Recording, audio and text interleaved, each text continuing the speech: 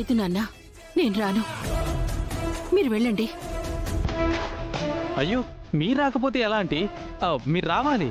అదేంటి శివ, నేను రాకపోతే ఆ ఓపెనింగే ఆగిపోతుందన్నట్టు అంత కంగారు పడిపోతున్నావేంటి? అంటే అది వస్తారని మీ ఫోన్ నుండి మామయ్యకి మెసేజ్ పెట్టేశానే, అది మీకు ఎలా చెప్పను? ఏం శివ, ఏం మాట్లాడవే? అక్కడకు నేనే కాదు, నువ్వు కూడా వెళ్ళటం అంత ఇంపార్టెంట్ ఏం కాదు. కాలేజ్కి వెళ్ళు. లేదు లేదు, నేను అక్కడికి వెళ్తాను. ఆ అకాడమీ ఎలా ఉంటుందో నాకు చూడాలనిపిస్తోంది. సరే అయితే వెళ్ళు. నేనెందుకు అక్కడికి రావటం? సరే అమ్మా, మేము బయలుదేరుతాం. సరేరా. బావా, మీరు వెళ్ళండి, నేను ఇప్పుడే వస్తాను. ఏమైంది శివ? అంటే ఆంటీ కాలేజ్కి వెళ్ళమన్నారు కదా, ఓపెనింగ్ అయిపోగానే అట్నుంచి అంటే నేను కాలేజ్కి వెళ్ళిపోతాను. నేను బుక్స్ తెచ్చుకుంటానే. గుడ్, సరే. నేను రాకపోతే ఎలాగమ్మా? ఏంటి మావయ్య, కొంచెం టిప్ టాప్ గా కుర్రాడ్లా తయారైనట్టున్నారు.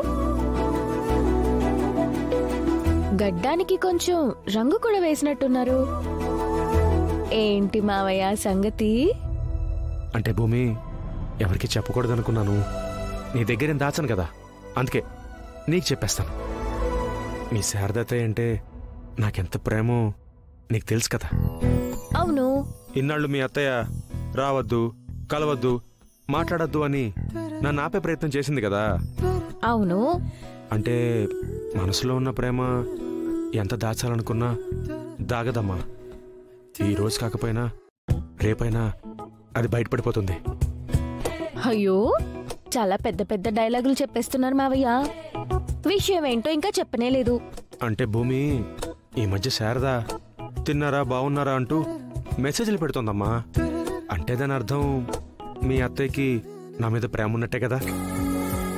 అవును, అందులో ఏ డౌట్ లేదు.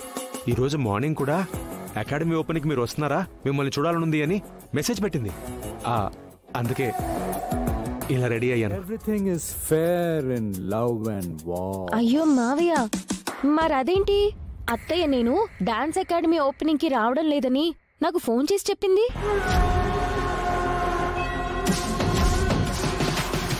అలా అందా? మరదేంటమ్మా, నన్ను రమ్మనమని మెసేజ్ ఎందుకు పెట్టింది? ఇంకా మీకు అర్థం కావడం లేదా? మీకు రమ్మని చెప్పింది, ఏదో కుదరక నాకు రాలేనని ఫోన్ చేసి చెప్పిందంటే దాని అర్థం ఏంటి? ఏంటమ్మా? గగన్ బావ అకాడమీ ఓపెనింగ్ కి వస్తారు, పూరి ఏమో యూనివర్సిటీకి వెళ్ళిపోతుంది. ఇంకా ఇంట్లో ఎవరుంటారు? శారద తప్ప ఇంట్లో ఎవరు ఉండరు కదా. కదా, ఇంకా అర్థం కాలేదా? ఇంత చిన్న పాయింట్ నాకెందుకు తట్టలేదమ్మా? అంటే నేను ఇప్పుడు వెళ్లాల్సింది డాన్స్ అకాడమీ ఓపెనింగ్ కి కాదనమాట, ఇంటికనమాట. అంతే కదా మావయ్య. భూమి, ఆ రోజు నేనెప్పటికీ కలవకూడదని మా అన్నోడితోనే చెప్పించావు. కానీ ఈరోజు నీ చేతులతో నువ్వే మా ఇద్దరిని కలపాలనుకుంటున్నావు. చిన్నదనమైనా నీ పెద్ద మనసుకి చేతులెత్తి దండం పెట్టాలనుందమ్మా. పెద్ద మనసు నాది కాదు మావయ్య, అత్తయ్యది. మనమంతా ఒకే చోట ఉన్నా గొడవ పడుతూనే ఉన్నాం. కానీ అత్తయ్య భర్త తోడు లేకపోయినా, ఎవరి అండా లేకపోయినా ఒంటరిగా ఇద్దరి పిల్లల్ని పెంచి పెద్ద చేసింది.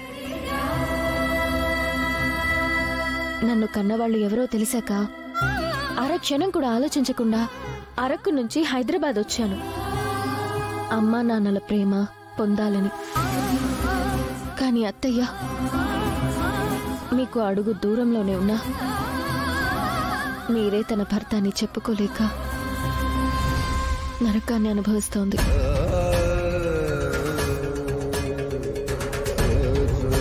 ఇప్పుడు అత్తయ్యకి కావాల్సింది మీ తోడు కాదు మావయ్య, గౌరవం.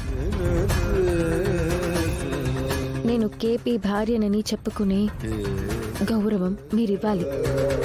భూమి, నా మనసులో ఎన్నేళ్లగా దాచుకున్న బాధని ఇప్పుడు నువ్వు చెప్పావమ్మా.